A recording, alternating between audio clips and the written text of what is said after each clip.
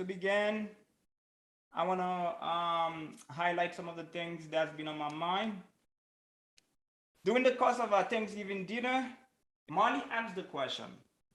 Molly asked the question, and it was, what is it that we're thankful for? Now, we needed to give a single word answer, but for many of you, it was a sentence, and I think it was well deserved. My own answer was togetherness. Part of the reason why I embrace togetherness, I embrace your presence, our presence together, in many ways is life.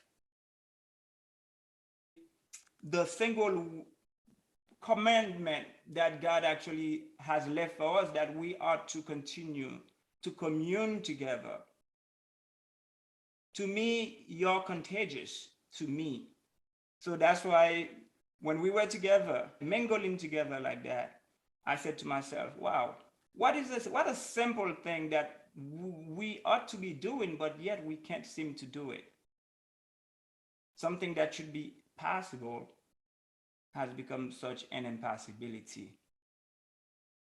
So thank you for having made the effort to join together with us on Thanksgiving.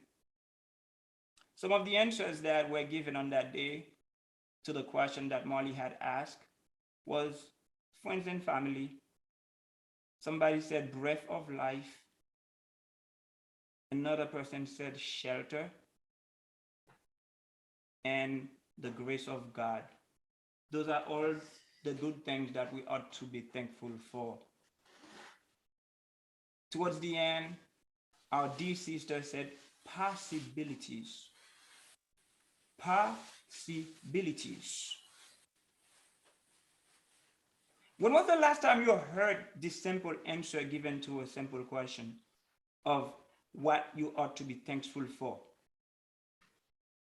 To me, possibilities rings a bell, for it encompasses so many things that we just cannot see.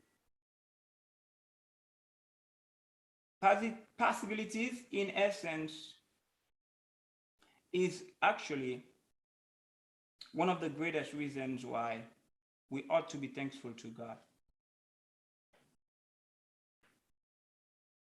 Now, I didn't intend for this to be a sermon, but if I were to put a title to it, I would call it Possibilities. Now, to proceed, let's just read a short verse. As seen in Matthew 5:14 to 16, you are the light of the world. A town built on a hill cannot be hidden. Neither do people light a lamp and put it under a bowl. Instead, they put it on its stand, and it gives light to everyone in the house. In the same way, let your light shine before others, that they may see your good deeds and glorify your Father in heaven. Today, if I could raise a glass to give a toast, I would give a toast to the idea of possibilities. So on that night, we toast. And I said, may we toast to all of the things that were said. But on this very day, what remains in my mind is possibilities. You see, too often when we assess what we are thankful for in our own lives, we tend to be most thankful for the tangible things that we have already reaped. We tend to be thankful for the things that we have already begun to enjoy, like our beautiful homes, our livelihood, and what we can see.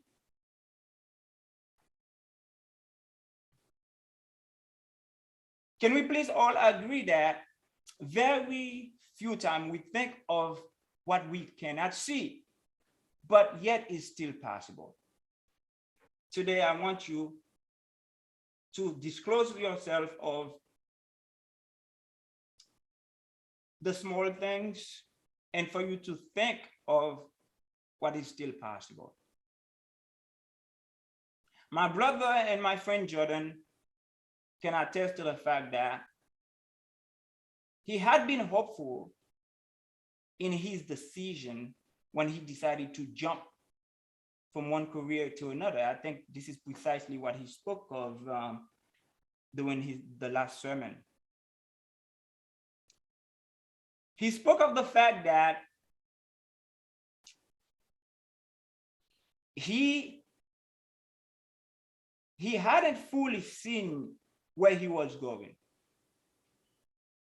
But because he knows where he stands in Jesus, he knew that whatever awaits him is much greater than anything that he's already seen. So ahead of him was possibilities. In spite of the fact that he did not have a clear vision of where he was going, my good brother decided that it was time to jump. So in his last sermon, he reminded us of the fact that today he can say that he is 3 times better off than he was by doing a simple jump, just because of possibilities. You see, my friend, because of possibilities, it is what makes the greatest differences in our lives, in all lives. I'm going to say this, and I'm not going to say it lightly. As long as you have breath of life, as long as you have the grace of God, as long as you have Jesus, there is no impossibilities. Everything is possible.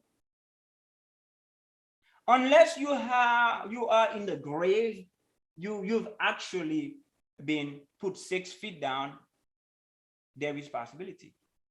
So long you're living, walking, talking, it's possible.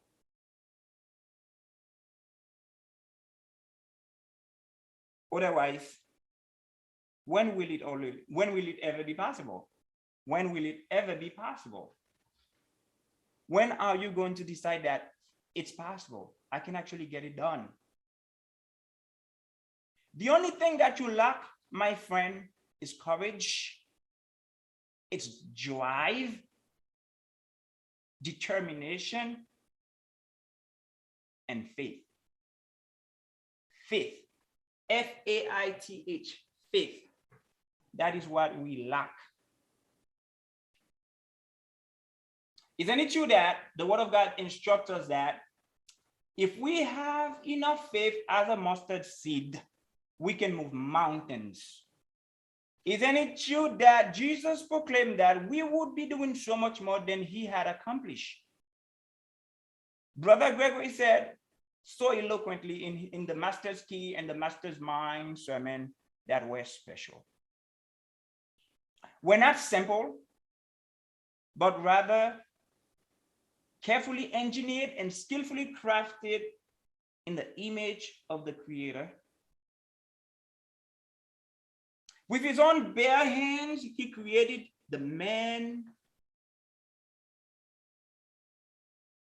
All 3 of them, God, Father, Son, Spirit, created them, the man, all together. Also, he created the man in a divine state, similar to the Creator himself, body, soul, spirit, the Trinity of man. God created the man perfect. Elohim deposed himself of his own responsibilities. Instead, he put those responsibilities to Adam That's exactly what happened in the garden. I love that story. I love the story of creation. I love what God did in the garden. Because there was no reason why God needed to allow Adam to take on his own responsibilities, God's responsibility in naming things and actually overseeing over God's creation. But rather, God allowed for Adam to be, part of the whole creation process by actually creating names, assigning, names, to everything, watching over everything. And I say, this is testament of how precious the man is, man and woman. So God knew it was possible for Adam to succeed. And yes, Adam did well in those responsibilities. So now today, how is it that you and I, who are created in the perfect image of God, are so indecisive? How is it that our minds are so twisted? How are we so vague in our ideas and commitments? In just 7 days, God created everything, including the first man. Now, while most of us would agree that it was God who created everything in 7 days, it was a man that we're just men. We're built in the likeness of God. Isn't it true that this is the same text that says that we are gods?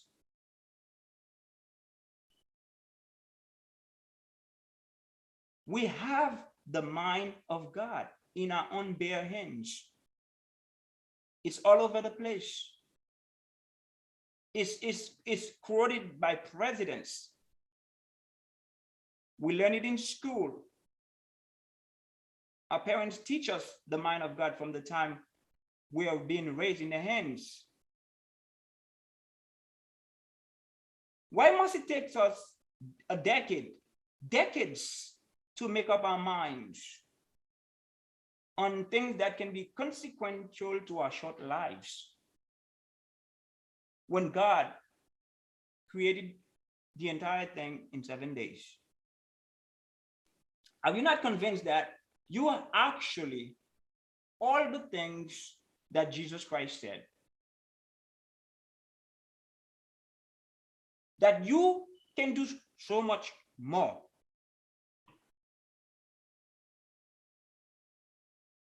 You can do so much more. You can do all things to Yeshua who strengthens you, to Jesus who strengthens you, to Christ who strengthens you.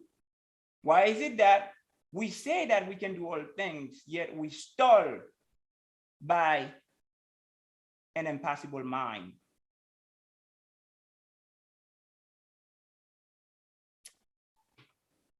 We are going to have to all decide to jump. Brother Jordan jump. My brother Antonio jump. I know a lot of people who jump. I've been aiming to jump for years. For whatever reason, I'm handicapped by a doubtful mind. Trust me. Too often, we rather pick up crumbs, fragments of bread from our master's table than to actually leap into the position where God wants us to be. We're chickens, cowards. We have the mind of God, but we're barely using it. We're completed, made to be complete, but yet we're broken. We're built in the image of Yahweh, the Creator, but yet it looks like we are of a completely different nature. Brother Jordan says, when somebody see you, you ought to be the first Bible that they see. That is the image of the Creator. I say you have to be to think of possibilities. Because there was nothing that was impossible to the Creator.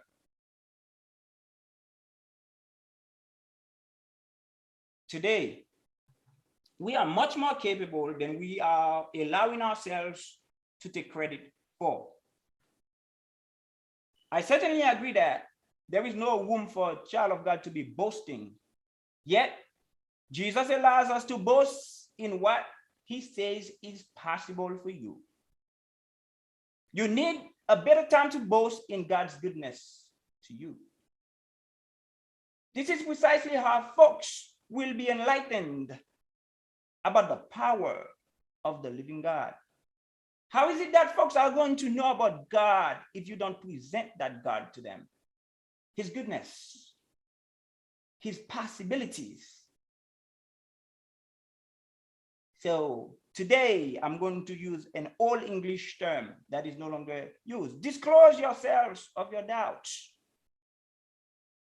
Disrobe yourselves of skepticism, disbeliefs. Strip yourselves of that mind of impossibility that's in you.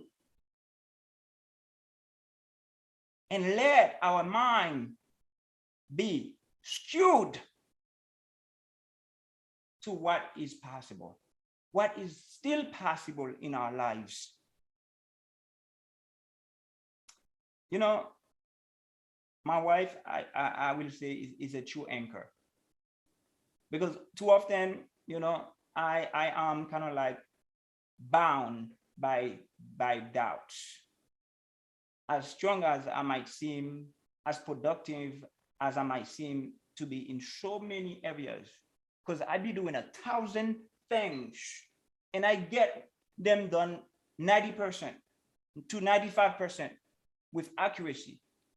But yet, you know, I do find myself in doubt a lot of the time about a variety of things. My wife says, Kelly, if you're a minister, you're running a ministry, shouldn't you be a bit more hopeful? Shouldn't you be the person that I should be looking up to? I said, you're right. But I always have a but.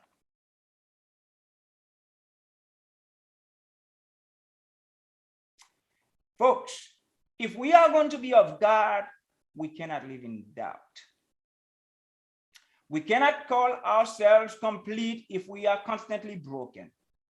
We cannot be a light unto this world if we live in impossibilities. I like to remind you all of the fact that the place where we find ourselves here today, America, is a land of possibilities. Please mute yourselves. America is a land of possibilities. On Thanksgiving, everyone celebrates what did they celebrate on Thanksgiving? They didn't celebrate turkeys. They didn't celebrate apple pies, but rather they celebrated possibilities. They celebrated the blessings of God in their lives. Atheists, agnostics, and men of God alike. So at the end of the day, Thanksgiving remains the most non-controversial holidays in America, because for whatever reason, everybody finds something to be thankful for. So America built as a land of possibilities.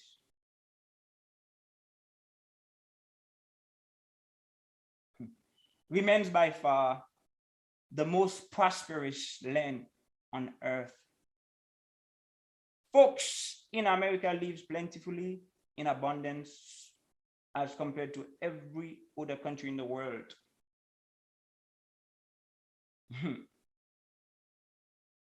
America is the true true beacon of hope, to so many.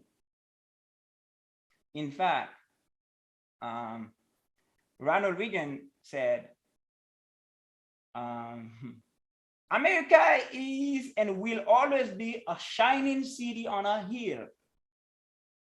And he's right. For America is not just a state like Ireland or like England, but rather America is an idea, the greatest idea in human history. What Mr. Reagan did not say, however, is that what allows this great country to be the shining city that it is on a hill is not its streets and its roads and its towers. It's not even its government, but rather it is because of you. And it is because of me. It's because of our children and their children. And I will read again Matthew 5:14-16. You see, this is why I say the thing that is in your hand is so powerful. Even presidents quotes it. Even Ronald Reagan quotes it when he needed to describe America. Matthew 5:14-16. You are the light of the world. You are the town which is built on a hill that cannot be hidden, that must be placed on a stand to give light to the rest of the house. Thus today, we who are of faith must be a beacon of hope to others. We must be a beacon of possibilities, not impossibilities. I want you to let your light be able to shine at the end of the tunnel. Don't allow your light to be under a bowl. Allow it to stand tall so that it may reflect our true nature of children of God. Let us allow our light to shine before others, that they may see our good deeds. And at the same time, our Father who is in heaven might be glorified.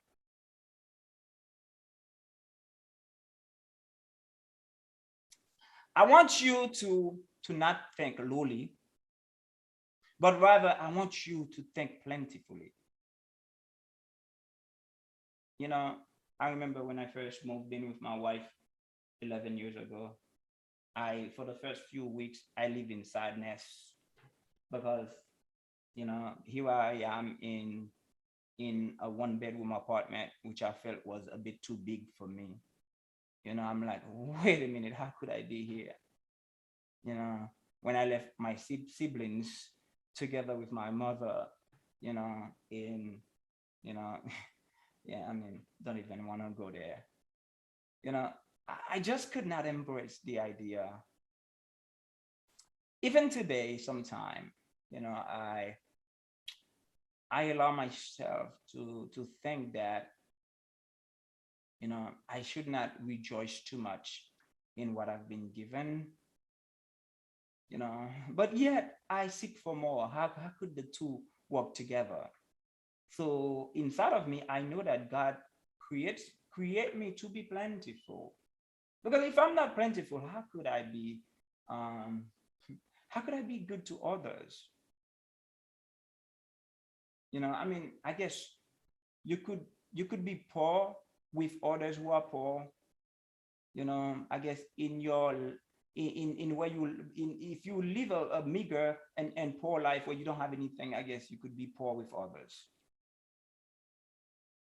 But if you live plentifully with the God that is in you, you will be able to take care of others as well. So you see today, possibilities is what makes us the greatest things that we are. It's what's going to allow us to live our heights. It's what's going to allow us to thrive and for our children to thrive and for us to leave a legacy behind. It's doubt will beget doubt. If we are doubtful all the time, our children will be doubtful as well. May the Lord allow all of us here to be more plentiful. I want to thank all of you who have already sponsored a child. And those of you who have yet to, I know you've already promised. You see, this is exactly how your posterity, makes a difference in the world. By having plentifully, you can give plentifully. By having nothing, you can't give anything. Perhaps you can give your time, which is still a good thing to have.